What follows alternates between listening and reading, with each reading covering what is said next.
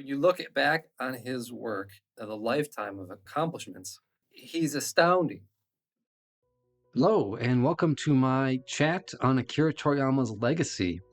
On April 22nd, 2024, I was invited by Dragon Ball fans to discuss Akira Toriyama's recent passing in March and the positive influence that he's had on hundreds of millions of people. Over the course of an hour and 45 minutes, we discussed things such as Akira Toriyama's massive success in Japan, his writing and art style and why it was so popular, on whether or not his fame changed him as a person and as an artist, and on the psychology of Akira Toriyama himself as a man, as an artist, and in his characters. And I'm going to be releasing this as a series of clips and audio only because there was never any video in this conversation. So it's sort of like a podcast. And I want to try this out and see what you think. Please tell me what you think Akira Toriyama's legacy will be down in the comments below, because I really want to hear that. And I know there are so many different fans with so many different opinions. This conversation was hosted by two fans. One was Michael in Ireland, and the second was Sango Fei in France. And I was joined by Jordan the Dragon Lee, who is a Dragon Ball fan and an expert on the spirituality and the culture and martial arts of the series. So I think you're going to really get a lot out of this. Without further ado, please enjoy our conversation on Akira Toriyama's legacy. Toriyama's death gives me a better appreciation of how much he accomplished during his life. He was really a man who was dedicated to his work and put everything he had into it.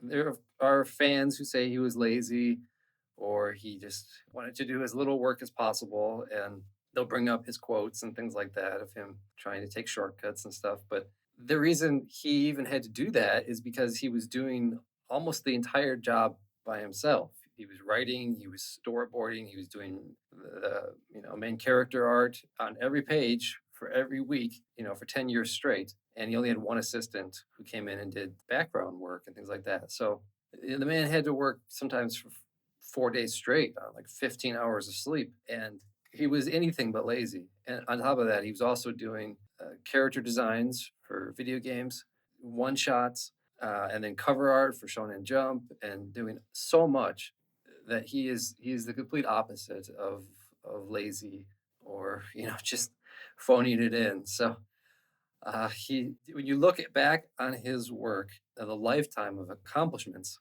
he's astounding how much he completed, especially for something that he wasn't even that interested in doing in the first place and was kind of forced to do by his editor.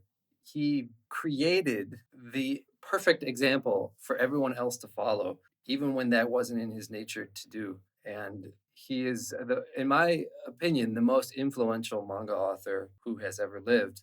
And I think that legacy will continue for decades. Yeah, Toriyama has described himself as lazy, but I always thought that as just him being modest. Anyone who's great doesn't think they're great. Yeah, and the incredible thing about him is that he gets a tremendous amount of credit for his artwork, but people don't give him enough credit for his writing. And I think as time goes on, they'll look back and they'll start to appreciate his writing more, and the way that his style of writing influenced so many other manga authors.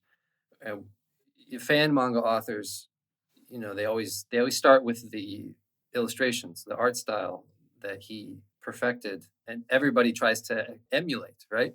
They start by copying him when they're in middle school or even younger, and they want to try and get the lines, as few lines as possible, while still capturing the essence of the characters. It's so hard to do because you look at other manga authors and they use tons of lines, just tremendous amounts of strokes, and Toriyama uses as few lines as possible, and yet they're still so full of life. And so that's where everybody starts, is the visuals. But the more you study his work, the more you realize that he's a talented writer in the same way, and he uses as few words as possible. And he uses words that capture the essence of the characters and their personalities, and so that each character has a unique feel to them in the way that they speak. And that's really a talent that most people don't have. And Toriyama has both of those. And he did it by himself. So as time goes on, I think people will appreciate that even more. Sound thing about Toriyama's writing is, and he's admitted himself, he had no idea where the story was going to go. Like when he first started writing Dragon Ball and just did his little parody of Journey to the West, he didn't think it would be more than one arc. Most people, when they're writing a story, they think the story will end. But I think considering Toriyama didn't have any idea where it was going to go, it's quite impressive that his story flows as well as it does. Yeah, that's true. So I've been reading Dragon Ball Super manga lately, and I noticed you were saying how clean Toriyama's drawing are, how few lines he uses and so. And Toyotaro uses way too many speed lines, and his panels are messy, and his drawing are not so as clean. So I will certainly miss that a lot with the future Dragon Ball manga coming out. It's difficult, even for somebody whose job it is to try and emulate Toriyama's style, to be exactly like him. And there's so much to study.